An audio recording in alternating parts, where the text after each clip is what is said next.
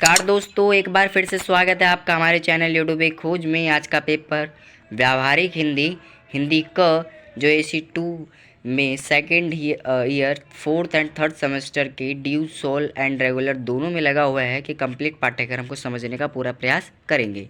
इसी के साथ पाठ्यक्रम को जानने से पूर्व सबसे पहले पाठ्यक्रम को देख लेते एक बार क्या है। तो दोस्तों, इसी के साथ इकाई 1 में आपको पढ़ना है व्यावहारिक हिंदी के विविध रूप, बैंकों में प्रयोग होने वाली हिंदी, संपर्क भाषा के रूप में हिंदी का महत्व, और बम्बईया हिंदी, कलकतिया हिंदी और हैदराबादी हिंदी। इसी के साथ दोस्तों यूनिट 2 में आपको पढ़ना है संपर्क भाषा के रूप में हिंदी के विविध रूप, जिसमें से पहला पॉइंट में आपको सार्वजनिक स्थानों पर हिंदी का प्रयोग, जिसमें अस्पताल, बाजार, मॉल, मंडी। वहीं बैंकों में प्रचलित पारिभाषिक शब्दावली, कार्यालयों में प्रचलित हिंदी की पारिभाषिक शब्दावली, और बाजार, दर्शनीय स्थल, क्रिकेट मैच का अनुभव लेखन।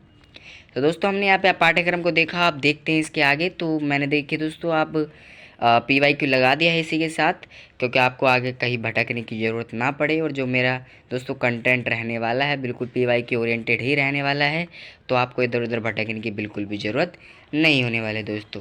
तो चलिए दोस्तों, बिना किसी देरी के शुरू करते हैं यूनिट 1 को। लेकिन उससे पहले अगर आप चैनल पर नए हैं तो चैनल को सब्सक्राइब जरूर कीजिए, और वीडियो पसंद आए तो वीडियो को लाइक ज़रूर कीजिएगा दोस्तों।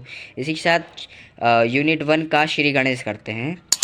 तो दोस्तों, देखते हैं हम अपने पहले प्रश्न को, जो कुछ इस प्रकार है। व्यावहारिक हिंदी का परिचय देते हुए उसकी उपयोगिता को स्पष्ट कीजिए।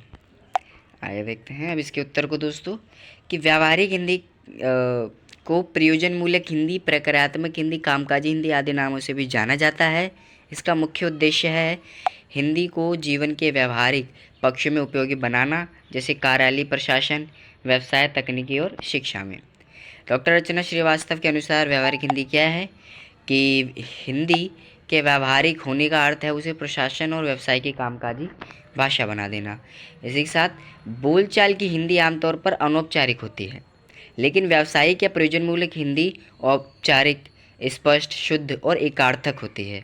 इसमें वैधानिकता और पारिभाषिक शब्दावली का भी ध्यान रखा जाता है दोस्तों। इसी के साथ आगे देखते हैं दंगल झाल्टे के अनुसार कि व्यावहारिक हिंदी का संबंध जीवन के सामान्य व्यवहार से है, जैसे बाजार, यात्रा, राजनीति आदि। कुछ विद्वानों द्वारा दोनों को समान मानते हैं, तो कुछ इनके कार्य क्षेत्रों को अलग बताते हैं, पर इन दोनों का मकसद एक ही है, भाषा को उपयोगी बनाना। तो दोस्तों, हमने यहाँ पे दो चीज़ देखी, एक व्यावहारिक हिंदी देखी और प्रयोजनमूलक हिंदी देखी। व्यावहारिक हिंदी वे होते हैं जो हम अपने व्यवहार में उतार सकें, अर्थात जो हम आम बोलचाल की भाषा में उन वाक्यों का, उन शब्दों का प्रयोग करते हैं, वो तो होती है व्यावहारिक हिंदी, जो हम सरल बोलते हैं। परंतु वहीं जब उस हिंदी को हम औपचारिक रूप से उतार देते हैं, उसका प्रयोग ऐसे स्थानों पर करने लग जाते हैं जो अलग है, इतर हैं, तो वह होती है प्रयोजनमूलक हिंदी। आप यहाँ पे समझ गए होंगे दोस्तों। अब व्यावहारिक हिंदी की उपयोगिता को देखते हैं दोस्तों इसी के साथ। तो दोस्तों, देखते हैं इसकी उपयोगिता को। प्रयोग के आधार पर किए गए भाषा के दोनों रूपों, यानी सामान्य जनजीवन में उपयोग के रूप में तथा विशिष्ट प्रयोजन के रूप में भाषा का प्रयोग करना व्यावहारिक हिंदी के अंतर्गत आ सकता है। वहीं कार्यालय प्रयोजनों को पूर्ण करने के लिए व्यावहारिक हिंदी का प्रयोग किया जाता है। आगे देखिए दोस्तों, तीसरा पॉइंट, कि वाणिज्यिक, भौतिक, विज्ञान, कंप्यूटर आदि के लिए पारिभाषिक शब्दावली का प्रयोग किया जाता है। वहीं प्रयोजनीयता अर्थात विशेष प्रयोजन के लिए विशेष भाषा का प्रयोग किया जाता है। आइए देखें दोस्तों, कि व्यावहारिक हिंदी कार्यालय प्रयोग में शास्त्रीय मानदंडों जैसे रस, छंद, अलंकार, शब्द शक्ति आदि से पूर्णतः मुक्त होती है। व्यावहारिक हिंदी में ये इन सब का अभाव होता है, अलंकार हो गया, रस, छंद आदि। आगे, हिंदीतर प्रदेशों में व्यावहारिक हिंदी का प्रयोग संपर्क भाषा के रूप में होता है, अतः मानक हिंदी के पूर्वाग्रह से मुक्त होती है। इसी के साथ देखिए दोस्तों, कि व्यावहारिक हिंदी प्रत्यय अत्यंत वृहत है, मतलब बहुत विस्तृत है। इसे संकुचित अर्थ में नहीं देखा जा सकता है, क्योंकि व्यावहारिक हिंदी हम आम बोलचाल में बहुत कुछ बोल देते हैं, तो वही क्या है, इसकी बहुत विस्तारिकता को दर्शाता है। आगे देखिए दोस्तों, कि बैंकिंग विधि, मेडिकल, इंजीनियरिंग, तकनीकी इत्यादि में प्रयुक्त विशिष्ट शब्दों को उनके मूल रूपों में प्रयुक्त करना चाहिए। व्यावहारिक हिंदी में विशेष अर्थ के लिए कृत्रिम और औपचारिक शब्दों को स्वीकार कर लिया जाता है। सृजनात्मक और औपचारिक लेखन को व्यावहारिक हिंदी के भाग के रूप में स्वीकृति किया जा गया है दोस्तों। व्यावहारिक हिंदी में सामाजिकता का गुण विद्यमान है। अनुप्रयुक्तता की दृष्टि से हिंदी के व्यावहारिक हिंदी रूपों में राजभाषा, कार्यालय, वाणिज्यिक, व्यावसायिक, वैज्ञानिक तथा प्रौद्योगिकी क्षेत्रों में प्रयुक्त हिंदी का समावेशन होता है। आगे देखते हैं कि व्यावहारिक हिंदी का मुख्य आधार पारिभाषिक शब्दावली और तकनीक का प्रयोग होना है। वहीं व्यावहारिक हिंदी में अनेक भारतीय तथा पश्चिमी भाषाओं के शब्द भंडार को आवश्यकता अनुसार ग्रहण कर अपनी शब्द संपदा को बढ़ाया है। जैसे मुंबई या हिंदी ले लीजिए, हैदराबादी ले लीजिए या कलकत्ता हिंदी ले लीजिए। आगे देखिए दोस्तों कि भाषा संरचना में तटस्थता, स्पष्टता एवं निर्विव्यक्तता का गुण विद्यमान रहता है।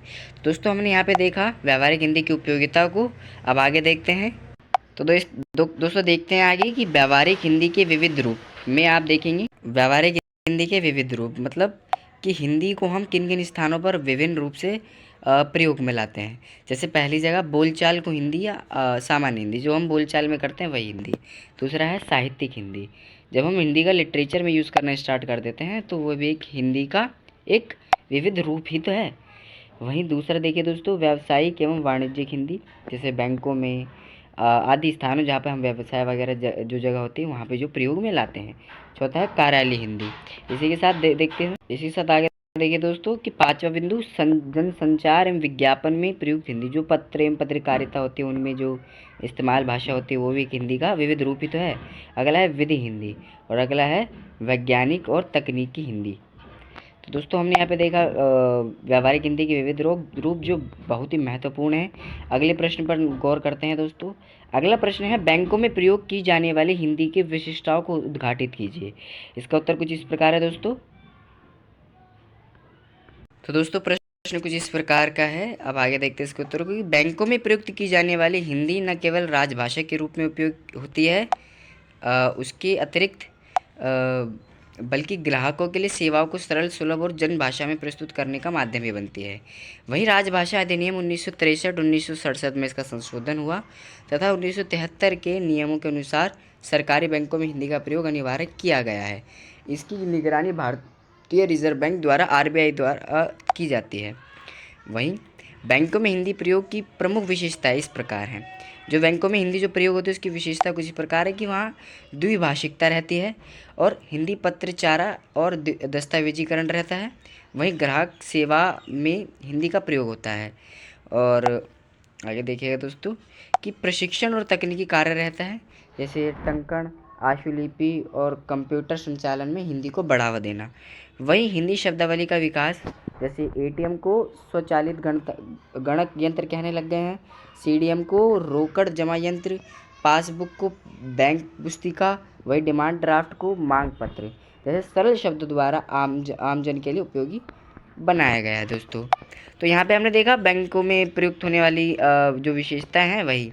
आगे देखिए बैंकों में प्रयुक्त होने वाले कुछ शब्द ऐसे हैं जिन्हें जानना बहुत ज़रूरी है आपके लिए। पहला एटीएम क्या होता है, आप सभी को पता है एटीएम क्या होता है, लेकिन अगर इसको शब्दावली में देखा जाए तो वो कुछ इस प्रकार होगा कि एटीएम का फुल फॉर्म होता है ऑटोमेटिक टेलर मशीन, यानी स्वचालित गणक यंत्र। यह एक ऐसी मशीन है जिससे आप एटीएम कार्ड या डेबिट कार्ड का उपयोग करके किसी भी बैंक से अपने बैंक खाते में जमा पैसा निकाल सकते हैं दोस्तों।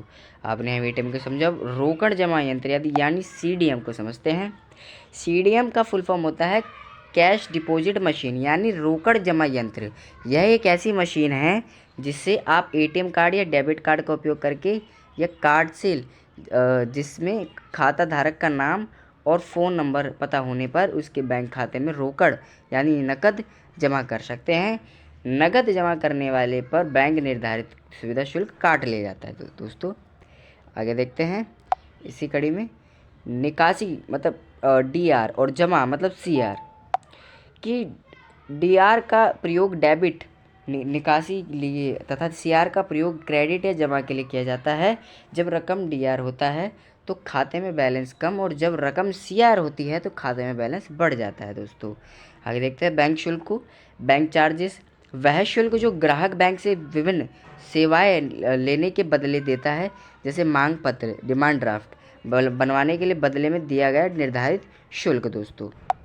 आगे देखते हैं बैंक पुस्तिका, पासबुक यह छपा हुआ रिकॉर्ड होता है जिस पर आपके खाते के निकासी और जमा का विवरण होता है। नकदी देखिए दोस्तों, नोट और सिक्कों के रूप में पैसे को नकदी कहते हैं। आजकल यूपीआई और नेट बैंकिंग के द्वारा अधिकांश पेमेंट की जाती है। डिजिटल लेन देन को बढ़ावा दिया जा रहा है दोस्तों। आगे देखते हैं चेक को। चेक क्या होता है? एक ऐसे प्रकार का प्रपत्र या फॉर्म या पर्ची जिसे आप अपने खाते में किसी को भी भुगतान कर सकते हैं या किसी व्यक्ति से भी अपने खाते में भुगतान स्वीकार कर सकते हैं। यह ऑफलाइन अंतरण होता है दोस्तों। इसी के साथ चेक बुक को देखिए। एक ऐसी पुस्तिका होती है चेक बुक, एक ऐसी पुस्तिका जिसमें आमतौर पर 25, 50 या सी चेक होते हैं। बैंक खाता धारक को जारी करता है ताकि वह समय समय पर भुगतान करने के लिए किसी को जारी कर सकता है दोस्तों। आगे देखते हैं क्रेडिट कार्ड। क्रेडिट कार्ड, इस कार्ड में आप भुगतान आधार के रूप में कर सकते हैं, जिसका पुनः भुगतान आपको क्रेडिट कार्ड जारी करने वाले बैंक को निर्धारित तिथि से पहले करना होता है दोस्तों। आगे देखते हैं चालू खाता को, करंट अकाउंट। इस प्रकार के बैंक खाते कंपनियों, फर्म, सार्वजनिक उद्यमों, व्यवसायिकों के द्वारा खुलवाए जाते हैं तथा इन खातों पर ब्याज नहीं मिलता है दोस्तों। मांग पत्र, demand draft, DD. Demand draft या डीडी चेक की तरह दिखने वाला प्रपत्र जो होता है दोस्तों, जो कि बैंक द्वारा जारी किया जाता है। ग्राहक इसके लिए बैंक को निर्धारित शुल्क का भुगतान करते हैं दोस्तों। आगे देखते हैं दोस्तों, अंतिम जो शब्द है इससे रिलेटेड, जमा पर्ची, डिपॉजिट स्लिप। जमा पर्ची एक फॉर्म होता है जिसे बैंक खाते में धन तथा चेक जमा करने के लिए उपयोग किया जाता है। इनके अतिरिक्त ब्याज मतलब इंटरेस्ट, ऋण, लोन, बचत खाता, सेविंग अकाउंट इत्यादि शब्दावली बैंक में कामकाज के उपयोग में की जाती है दोस्तों। यहाँ पे हमने देखा बैंक से रिलेटेड जो शब्द होते हैं। आगे देखते हैं, संपर्क भाषा के रूप में हिंदी के महत्व को रेखांकित कीजिए। इसी के साथ ये प्रश्न है दोस्तों, इसके उत्तर को देखते हैं कि भारत एक बहुभाषी देश है जहाँ सैकड़ों भाषाएं और बोलियां बोली जाती हैं। ऐसे में एक ऐसी भाषा की अनावश्यकता होती है जो विभिन्न भाषा भाषियों के बीच संवाद का माध्यम बन सके। इस संदर्भ में हिंदी एक संपर्क भाषा मतलब लिंक लैंग्वेज के रूप में अत्यंत महत्वपूर्ण भूमिका निभाती है दोस्तों। आगे देखते हैं दोस्तों कि संपर्क भाषा का अर्थ, संपर्क भाषा वह भाषा होती है जो विभिन्न भाषिक समुदाय के लोगों के बीच संवाद स्थापित करने के लिए प्रयोग की जाती है। यह भाषा न केवल एक संवाद का माध्यम होती है बल्कि राष्ट्रीय एकता और सांस्कृतिक समन्वय का सेतु भी बनती है दोस्तों। हिंदी एक प्रभावशाली संपर्क भाषा है। कैसे, ये समझने का प्रयास करते हैं कि व्यापक प्रयोग क्षेत्र है हिंदी का। हिंदी भारत की सबसे अधिक बोली जाने वाली भाषा है। लगभग 40% से अधिक भारतीयों की मातृभाषा हिंदी है, जबकि देश के लगभग 70 से 80% लोग हिंदी को समझ और बोल सकते हैं। यह विविध क्षेत्रों में हिंदी को संपर्क भाषा होने का प्रमाण देखता है दोस्तों। सरलता और लचीलापन है हिंदी का। हिंदी की सरलता, सरल है, संरचना सरल है, व्याकरण व्यवस्थित है और उच्चारण सहज है। उसमें अन्य भाषाओं के शब्दों को अपनाने की क्षमता अधिक है, जिससे यह अन्य भाषा भाषियों के लिए सीखना और प्रयोग करना आसान बन जाता है। आगे देखते हैं दोस्तों, शैक्षिक और प्रशासनिक उपयोग। हिंदी अनेक राज्यों में शिक्षा, प्रशासन और न्याय की भाषा बनी हुई है। कई सरकारी परीक्षाओं में जैसे यूपीएससी, एसएससी आदि में हिंदी एक विकल्प भाषा के रूप में उपलब्ध है, जिससे यह संपर्क भाषा के रूप में सशक्त है। मीडिया और जनसंचार के वर्चस्व। टीवी, सिनेमा, रेडियो, समाचार पत्र और सोशल मीडिया जैसे संचार माध्यमों में हिंदी का उपयोग प्रमुख स्थान पर है। हिंदी फिल्में और धारावाहिकों पूरे भारत में देखी जाती है, जिससे ये देश के विभिन्न भागों में लोगों को आपस में जोड़ने का भी काम करते हैं दोस्तों। उदाहरण के लिए देखते हैं दोस्तों, रेलवे स्टेशनों, हवाई अड्डों और सरकारी कार्यालयों में हिंदी एक सामान्य संपर्क भाषा के रूप में प्रयुक्त की जाती है।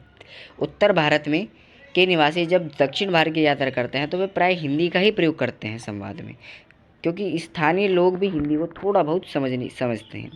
संसद और अन्य राष्ट्रीय मंचों पर हिंदी एक महत्वपूर्ण संपर्क भाषा के रूप में प्रयुक्त होती है दोस्तों।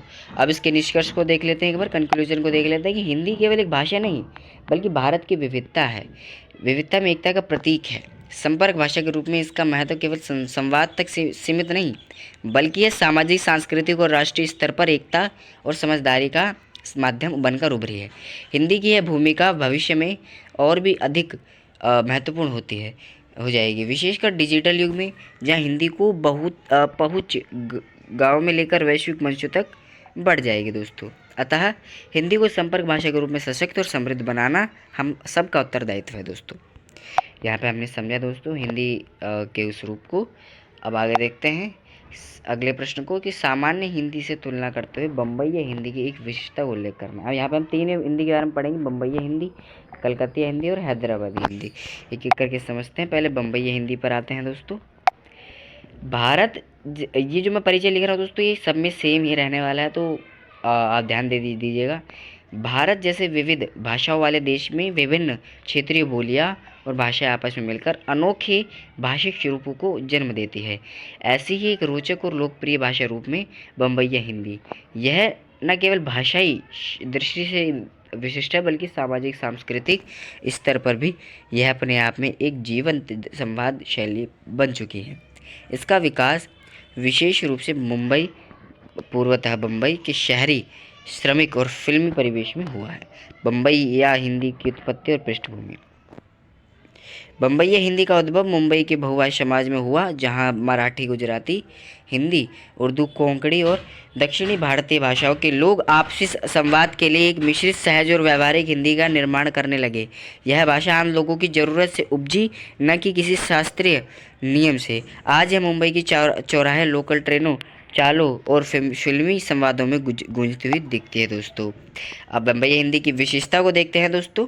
तो दोस्तों कंटिन्यू करते हैं इसी के साथ कि बम्बईया हिंदी की विशेषताओं में बहुभाषिक मिश्रण, जैसे इसकी पहली विशेषता है कि बहुभाषीय मिश्रण है। इसमें कई सारी भाषाओं का मिश्रण है, जैसे मराठी, गुजराती, उर्दू, अंग्रेजी और हिंदी के शब्दों का अनोखा मेल है इसमें। जैसे क्या बोले पब्लिक, या यहाँ बोले मराठी प्रभाव और पब्लिक अंग्रेजी शब्द है।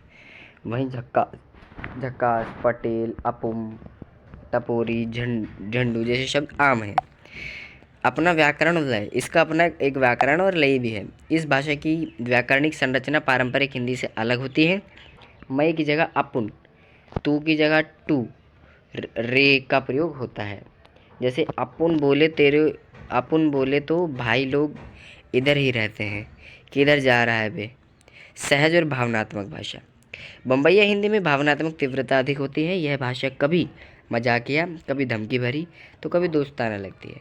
यह आमतौर पर सड़क, संस्कृति, गली मोहल्ले और आम आदमी की बोलचाल की भाषा होती है दोस्तों।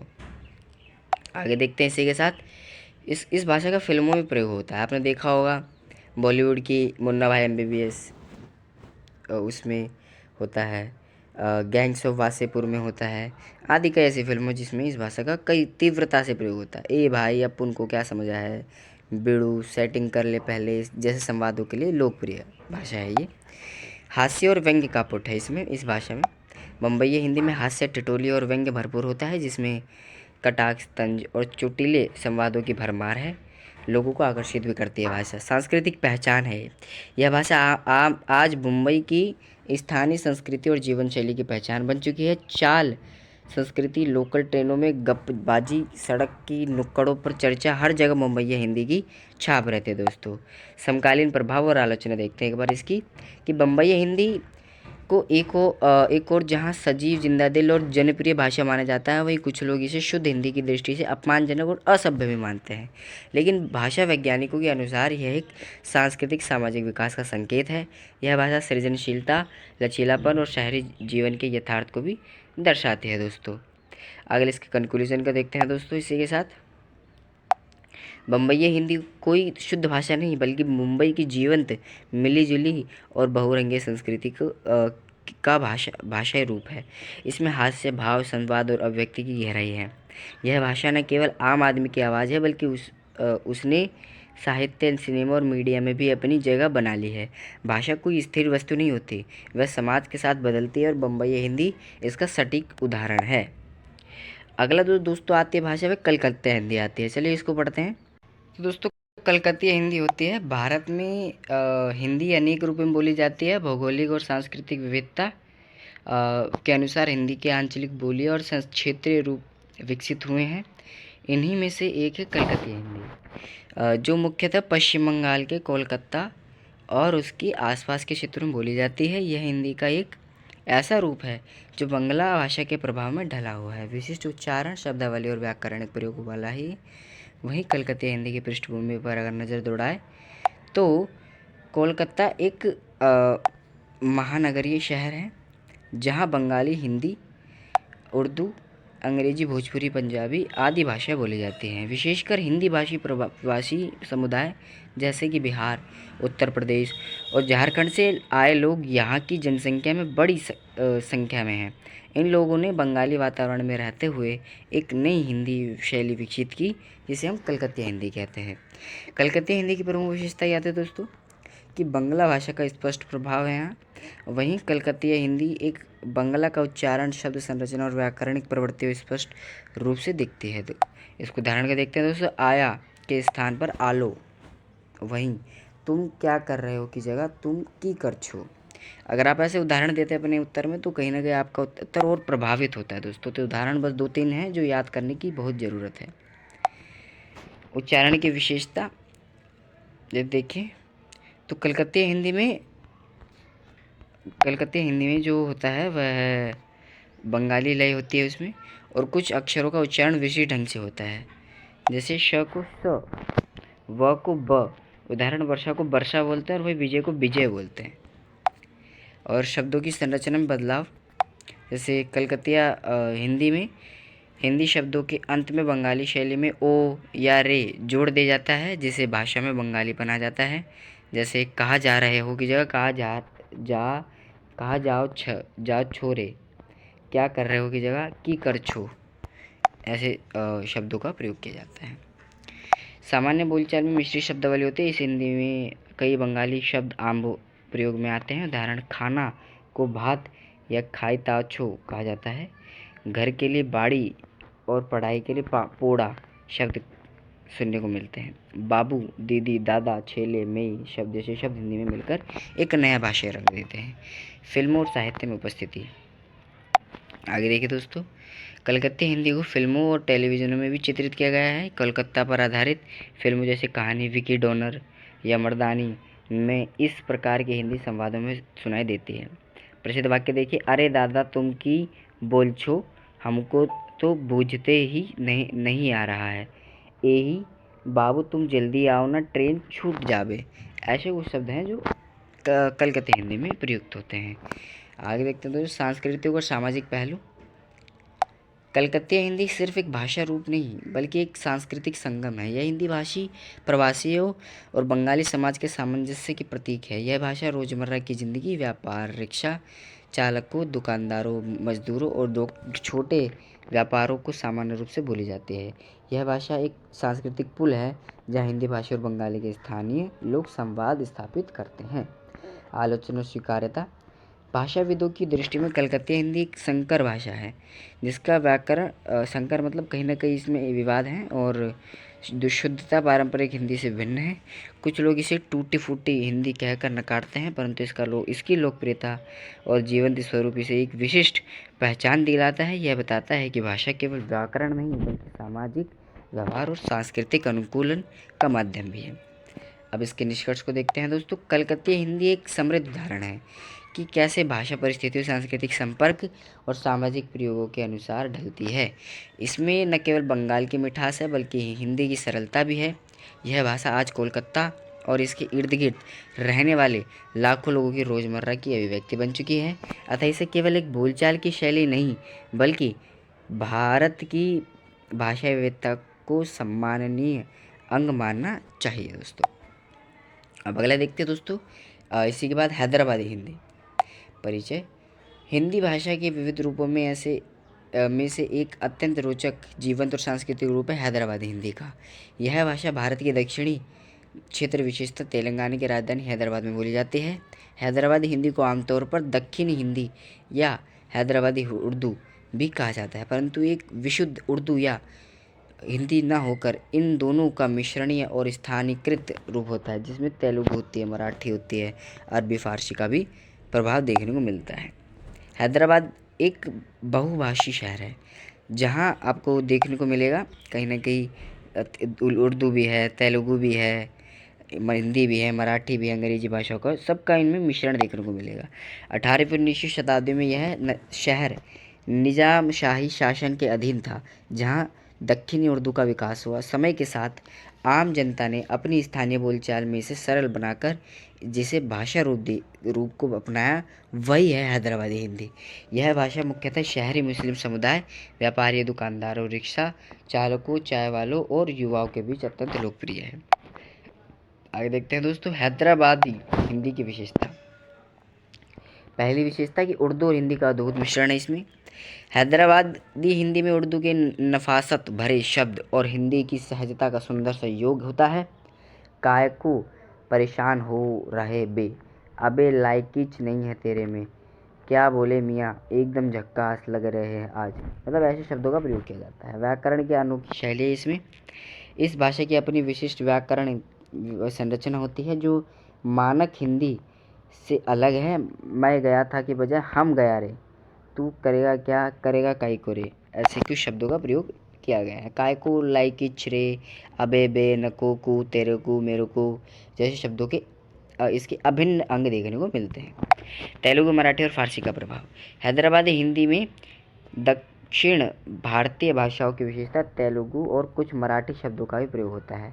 नैनू बोल रहा, तेलुगु में मैं बोल रहा हूँ, अक्सर नैनू बोल रहा, तेलुगु में नैनू बोल रहा बोलते हैं, मतलब मैं बोल रहा हूँ की जगह। पोटा फाट गया है रे, हंसी है, मोट पोट आदि पेट, भारी टेंशन है रे, अंग्रेजी और देशी मिश्रण।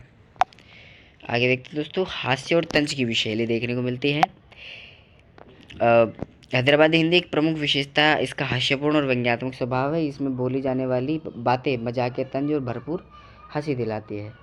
अबे मियाँ तू समझता क्या अपन को, बेटा तेरे तो सेटिंग नहीं हो सकता आदि शब्दों का प्रयोग देखने को मिलता है। जो हम फिल्म देखते हैं उसमें जो भाषा प्रयोग होती है वही कुल मिलाकर वही भाषा इसमें भी हमें देखने को मिलती है।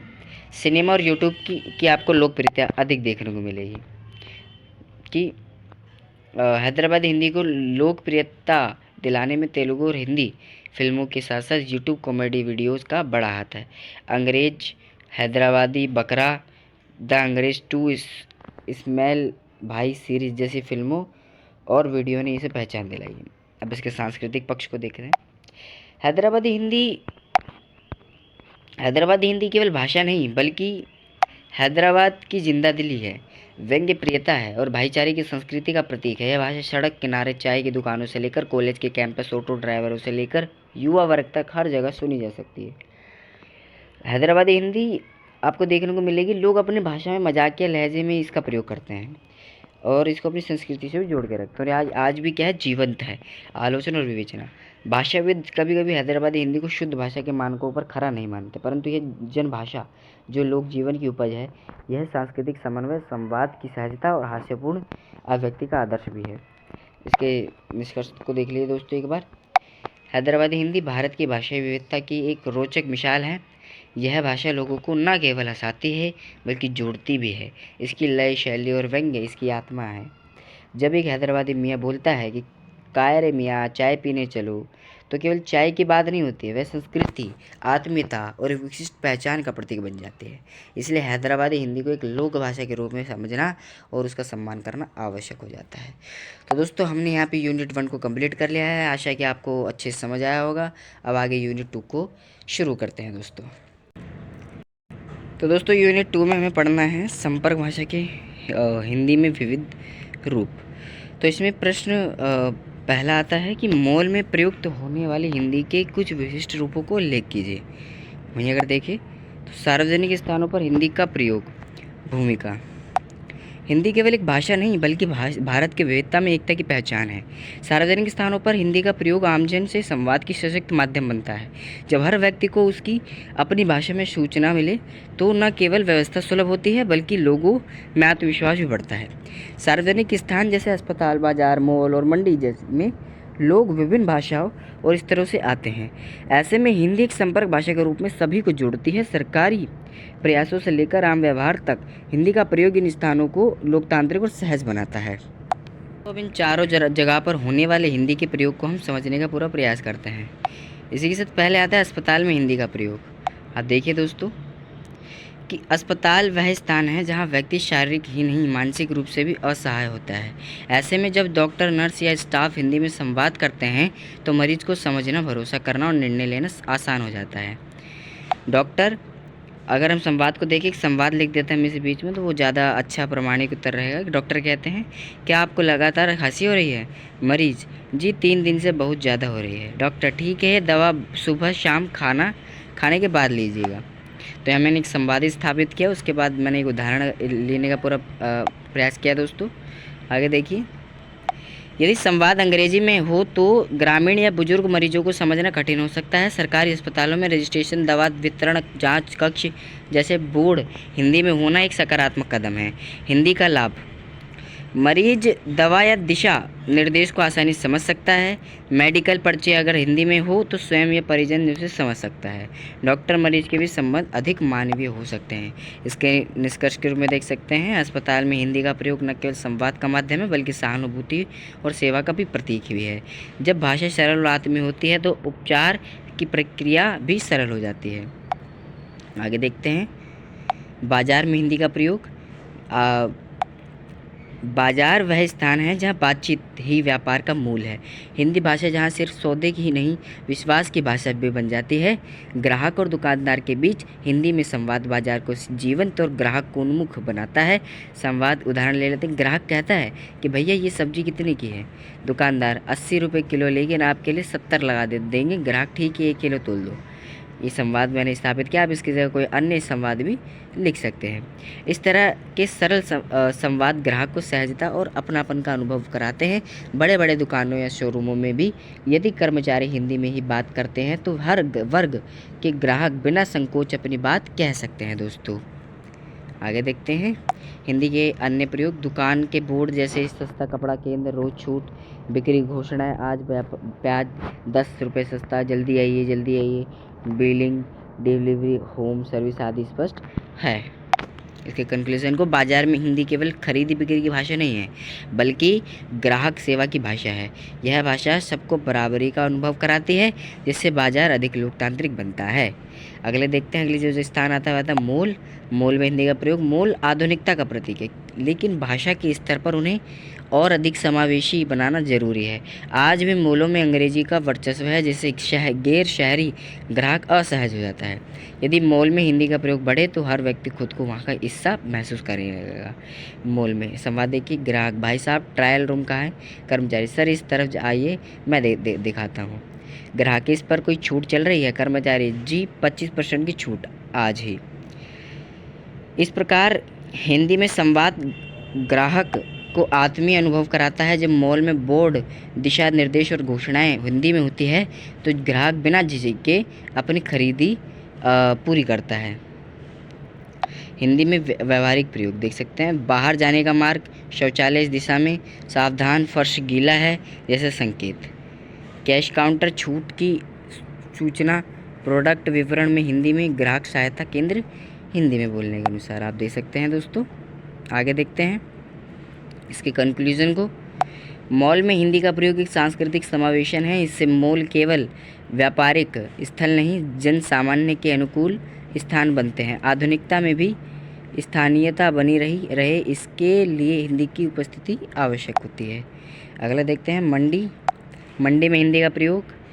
मंडी भारत की ग्रामीण अर्थव्यवस्था का हृदय है। यहाँ किसान, व्यापारी, हमाल अधिकारी सभी मिलकर आर्थिक गतिविधि को गति प्रदान करते हैं। ऐसे में यदि भाषा जटिल या अपरिचित हो तो किसानों को नुकसान हो सकता है।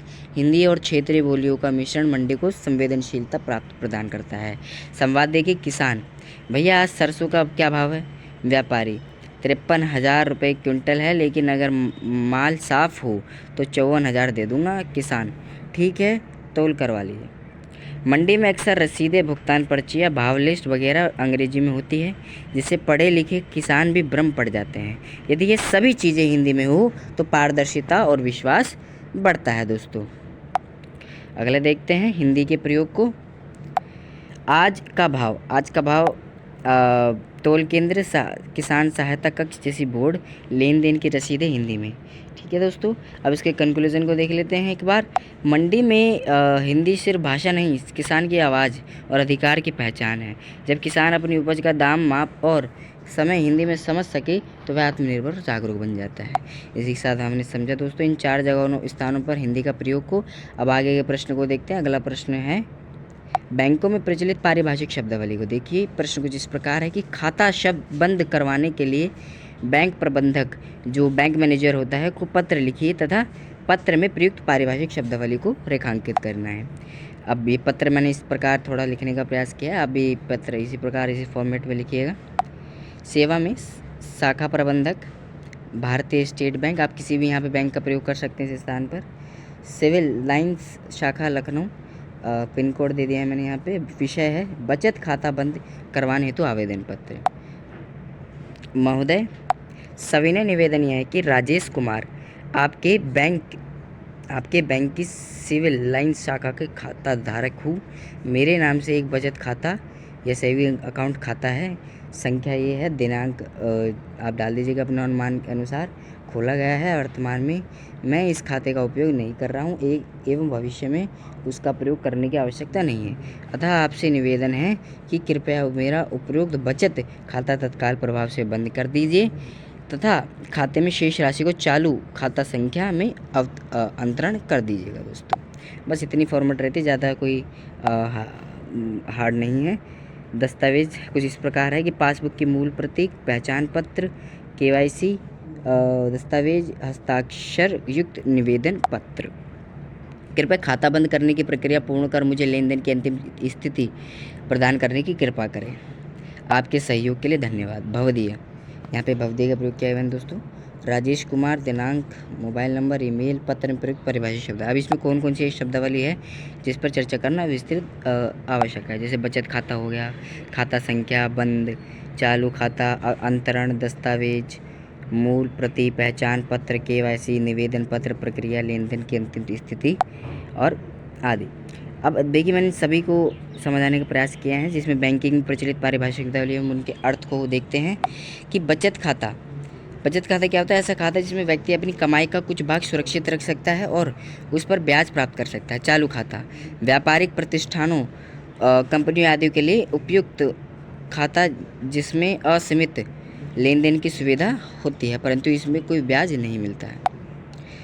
खाता बंद करना, जब कोई ग्राहक अपना खाता स्थायी रूप से समाप्त करना चाहता है तो उसे बैंक को एक आवेदन देकर खाता बंद करवाना होता है। KYC देखिए दोस्तों, यह बैंक की वह प्रक्रिया है जिसमें ग्राहकों की पहचान सुनिश्चित करने के लिए उनसे पहचान व पते की प्रमाण जैसे आधार कार्ड या पैन कार्ड मांगे जाते हैं। लेन देन, खाते में धन जमा करना या निकालना, ऑनलाइन भुगतान, चेक जारी करना आदि सभी लेन देन के अंतर्गत आता है। ब्याज को देखते हैं दोस्तों। इंटरेस्ट को खाते में जमा धन पर बैंक की ओर से दिया जाने वाला अतिरिक्त धन, यह वार्षिक दर पर आधारित होता है। अंतरण देखिए, ट्रांसफ़र, एक खाते से दूसरे खाते में धन स्थानांतरित करना, चाहे वह NEFT, RTGS या IMPS के माध्यम से हो। पासबुक देखिए दोस्तों, एक छोटी पुस्तिका जिसमें खाते में कुछ प्रत्येक लेन देन का विवरण अंकित होता है।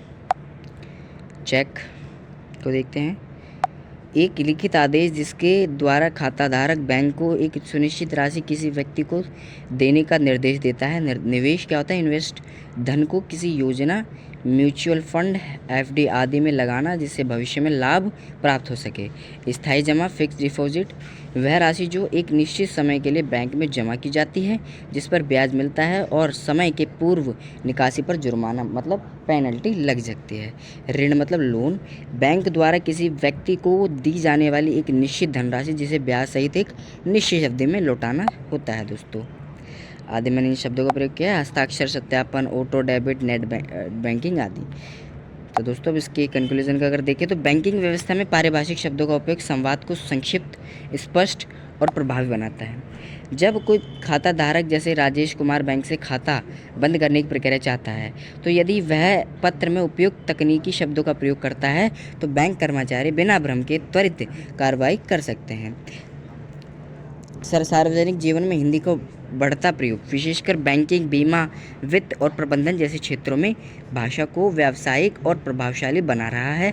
आज के डिजिटल युग में इन पारिभाषिक शब्दों की जानकारी हर नागरिक के लिए अनिवार्य होती जा रही है ताकि वे स्वतंत्र रूप से अपनी वित्तीय गतिविधि को संचालित कर सके। तो दोस्तों, हमने यहाँ बैंकों के बारे में पत्र को देखा। अब हम अगले प्रश्न पर आते हैं। दोस्तों, अगले प्रश्न पर अगर गौर करें तो वह है कार्यालय हिंदी में पारिभाषिक शब्दों की आवश्यकता क्यों पड़ती है, विस्तार से बताइए। सबसे पहले समझते हैं कि भाषा का मुख्य उद्देश्य है संप्रेषण। जब कोई भाषा प्रशासन, शासन, कार्यालय, न्यायपालिका, विज्ञान, तकनीकी, वाणिज्य आदि जैसे क्षेत्रों में प्रयुक्त होती है तो उसमें संप्रेषण की स्पष्टता और एकरूपता के लिए पारिभाषिक शब्दावली का होना आवश्यक हो जाता है। कार्यालय हिंदी मतलब ऑफिशियल हिंदी में ऐसे कई शब्द होते हैं जो विशेष संदर्भ में विशिष्ट अर्थ देते हैं, जिन्हें हम पारिभाषिक शब्द कहते हैं। पारिभाषिक शब्दों की आवश्यकता क्यों पड़ती है दोस्तों? पहली, स्पष्टता और सटीकता लाने हेतु एकरूपता की आवश्यकता पड़ती है। अगर देखिए इसमें तो भारत जैसे बहुभाषी देश में जब हिंदी को राजभाषा के रूप में प्रयोग किया गया तब जरूरी हो गया कि कार्यालयों में एक समान शब्दावली का उपयोग हो। यदि हर विभाग अपने अपने शब्दों का प्रयोग करता रहे तो भ्रम की स्थिति उत्पन्न हो सकती है। आगे देखते हैं दोस्तों इसी के साथ कि कानूनी एवं प्रशासनिक कार्यों की जटिलता। सरकारी कार्यालयों में अनेक तकनीकी विधिक और नीतिगत कार्य होते हैं जिनमें अनेकों अंग्रेजी शब्दों के स्थान पर उपयुक्त हिंदी शब्द चाहिए, जैसे नोटिफिकेशन के लिए अधिसूचना, रिजोल्यूशन के लिए प्रस्ताव आदि। अगला है अनुवाद की आवश्यकता के कारण होता है इसमें, और तकनीकी और व्यावसायिक क्षेत्रों में वृद्धि, जैसे विज्ञान, तकनीक, चिकित्सा, सूचना तकनीकी, बैंकिंग, बीमा आदि क्षेत्रों में काम करते समय अनेक तकनीकी शब्दों की आवश्यकता होती है।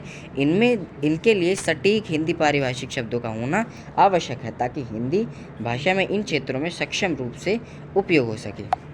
कार्यालय हिंदी में पारिभाषिक शब्दों का योगदान देखिए दोस्तों। सरल और सुगम प्रशासन पारिभाषिक शब्दावली कार्यालय कार्यों को अधिक संगठित और आसान बनाती है, जैसे मांग पत्र, प्रेषण, निपटान, प्रावधान, प्रतिवेदन आदि शब्द कार्यों को स्पष्ट करते हैं। जनसंपर्क में सहायक है।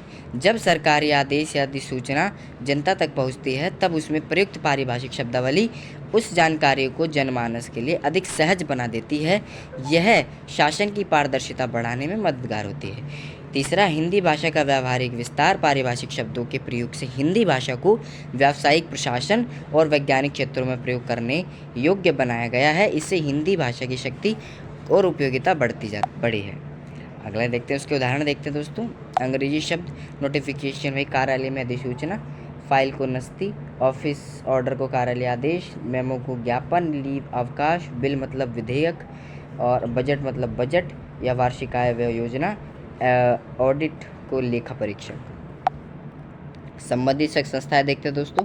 भारतीय सरकार के राजभाषा विभाग आयोग, संसदीय समिति तथा वैज्ञानिक तथा तकनीकी शब्दावली आयोग CSTT आदि संस्थाएं लगातार पारिभाषिक शब्दावली का निर्माण कर रही हैं। इन्होंने हजारों शब्दों के लिए हिंदी समतुल्य पारिभाषिक शब्द बनाए हैं और उन्हें शब्दकोशों और पुस्तिकाओं के रूप में प्रकाशित भी किया है। इसके कंक्लूजन को देखिए दोस्तों। कार्यालय हिंदी में पारिभाषिक शब्दों की आवश्यकता आज के समय में अत्यंत महत्वपूर्ण हो गई है। यह न केवल कार्य की सटीकता और प्रभावशीलता को बढ़ाता है बल्कि हिंदी को एक सक्षम और समृद्ध भाषा के रूप में स्थापित भी करता है। जब किसी भाषा में पारिभाषिक शब्दों का समुचित विकास होता है तो वह भाषा केवल साहित्यिक नहीं बल्कि प्रशासनिक, तकनीकी और वैज्ञानिक दृष्टिकोण से भी सक्षम हो जाती है। अगले देखते हैं दोस्तों। इसी के साथ हमने ये समझा। अब अगले प्रश्न पर आते हैं। अगला प्रश्न है IPL मैच के संदर्भ में किन्हीं दो टीमों के बीच के मैच को आंखों देखा अनुभव बनाना। आपको अपनी तरफ से अनुमानिक रूप से एक्सप्लेन कर देना है दोस्तों। देखते हैं। क्रिकेट मैच में आंखों देखा अनुभव। मुंबई इंडियंस बनाम मतलब वर्सेस चेन्नई सुपर किंग्स। पिछले महीने मुझे मुंबई के वानखेड़े स्टेडियम में IPL का एक रोमांचक मैच देखने का सौभाग्य मिला। यह मैच मुंबई इंडियंस और चेन्नई सुपर किंग्स के बीच खेला गया था। यह मुकाबला न सिर्फ दो बड़ी टीमों के बीच था बल्कि इससे भारत के दो दिग्गज खिलाड़ी रोहित शर्मा और MS धोनी भी आमने सामने थे। स्टेडियम खचाखच भरा हुआ था और दर्शकों के गजब का उत्साह भी देखने को हमें मिल रहा था। मैच की शुरुआत टॉस से हुई। जिसमें मुंबई इंडियंस ने टॉस जीतकर पहले बल्लेबाजी का निर्णय लिया। जैसे कि रोहित शर्मा और ईशान किशन मैदान में उतरे, पूरा स्टेडियम तालियों और नारों से गूंज उठा। शुरुआत में कुछ विकेट जल्दी गिर गए, लेकिन सूर्य कुमार यादव ने शानदार बल्लेबाजी करते हुए 68 रनों की तेज पारी खेली। मुंबई इंडियंस ने 20 ओवर में 178 रन बनाए। वहीं जवाब में चेन्नई सुपर किंग्स की शुरुआत भी अच्छी रही। डेवन कॉनवे और ऋतुराज गायकवाड़ ने तेज शुरुआत की, लेकिन मध्यक्रम में मुंबई की गेंदबाजों ने वापसी की। जसप्रीत बुमराह और पीयूष चावला ने शानदार गेंदबाजी की और चेन्नई की टीम लक्ष्य से 12 रन पीछे रह गई। पूरा मैच रोमांच और तनाव से भरा हुआ था। दर्शक बार बार सीट से खड़े उतर रहे थे। हर चौके छक्के और विकेट पर शोर मच रहा था। ऐसा लगा मानो पूरे देश की धड़कन स्टेडियम में समा गई हो। मैच के बाद रोहित शर्मा को मैन ऑफ द मैच चुना गया। यदि इसके कंक्लूजन को देखा जाए दोस्तों, इस मैच को देखने का अनुभव अविस्मरणीय रहा। यह न सिर्फ एक खेल था, बल्कि एक उत्सव था जिसमें देशभक्ति, मनोरंजन और खेल भावना तीनों का संगम था। इस अनुभव ने क्रिकेट के प्रति मेरे प्रेम को और भी गहरा कर दिया था। दोस्तों आगे देखते हैं दर्शनीय स्थल का अनुभव लेखन। तो दोस्तों मैंने उदाहरण लिया ताजमहल का, इसी में आप अलग भी उदाहरण ले सकते हैं। आगरा, पिछली गर्मी की छुट्टियों में मैं अपने परिवार के साथ आगरा घूमने गया। यह मेरा ताजमहल देखने का पहला अवसर था। बचपन से ही मैं इस अद्भुत स्मारक के बारे में किताबों में पढ़ता आ रहा था, परंतु उसे अपनी आंखों से देखने का जो सुख है वह शब्दों में व्यक्त नहीं किया जा सकता। जैसे ही हम ताजमहल के मुख्य द्वार से अंदर गए, सफ़ेद संगमरमर से निर्मित यह स्मारक सूर्य की किरणों में चमक रहा था। उसकी नक्काशी, गुंबद और चारों ओर लगे बाग बगीचे मन को मंत्रमुग्ध कर रहे थे। पर्यटक बड़ी संख्या में मौजूद थे। कोई तस्वीरें ले रहा था तो कोई गाइड की बातों को ध्यान से सुन रहा था। ताजमहल की दीवारों पर उकेरी गई कुरान की आयतें, बारीक जालियां और फूलों की नक्काशी इस बात की गवाही दे रही थी कि मुगल वास्तुकला कितनी समृद्ध थी। यमुना नदी का किनारा और उसके पीछे डूबता सूरज एक मनोहारी दृश्य प्रस्तुत कर रहा था। अब इसके कंक्लूजन को देखते हैं। ताजमहल की सुंदरता और इतिहास ने मुझे गहराई से प्रभावित किया। यह एक ऐसा अनुभव था जिसने मुझे भारत की सांस्कृतिक विरासत पर गर्व करने के लिए प्रेरित किया। यह यात्रा हमेशा मेरी स्मृतियों में अंकित रहेगी। इसी के साथ अंतिम जो आता है दोस्तों, बाजार में मेरा अनुभव, बाजार अनुभव रेखन। स्थान मैंने चांदनी चौक का लिया है दिल्ली का। कि कुछ ही दिन पहले मुझे दिल्ली स्थित प्रसिद्ध बाजार चांदनी चौक घूमने का अवसर मिला। यह बाजार न सिर्फ खरीदारी के लिए प्रसिद्ध है, बल्कि यहाँ का वातावरण भी अत्यंत जीवंत और रोचक रहा है। जैसे ही मैं बाजार में प्रवेश करता हूँ, मेरी आंखों के सामने रंग बिरंगी दुकानों की कतारें, भीड़ भाड़, तरह तरह की आवाज़ें फैल जाती है। सड़क के दोनों ओर कपड़े, जूते, गहने, मिसालें, मिठाइयाँ और इलेक्ट्रॉनिक्स की दुकानें लगी थी। दुकानदार ग्राहकों को आकर्षित करने के लिए ऊंची आवाज़ में बोल रहे थे, आ जाइए मैडम, सस्ता और टिकाऊ माल।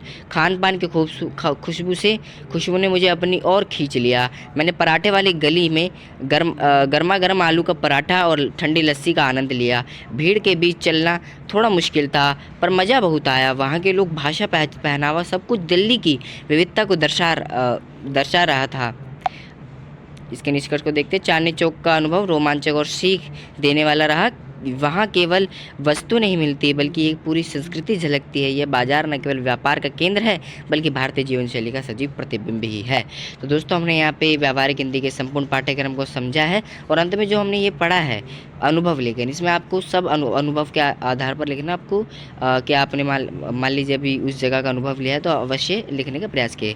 तो इसी के साथ दोस्तों आपका हार्दिक धन्यवाद। यदि आप वीडियो के अंत तक बने रहे हैं, तो अगर आपको PDF का लिंक चाहिए तो टेलीग्राम ग्रुप को ज्वाइन करके ज़रूर PDF को डाउनलोड ज़रूर कीजिए। और वीडियो अगर पसंद आए तो लाइक ज़रूर कीजिएगा, और चैनल पर नहीं तो चैनल को सब्सक्राइब जरूर कीजिएगा। इसी वीडियो पर बने रहने के लिए बेल आइकन पर ज़रूर क्लिक करिएगा। दोस्तों एक बार फिर से आपका हार्दिक धन्यवाद।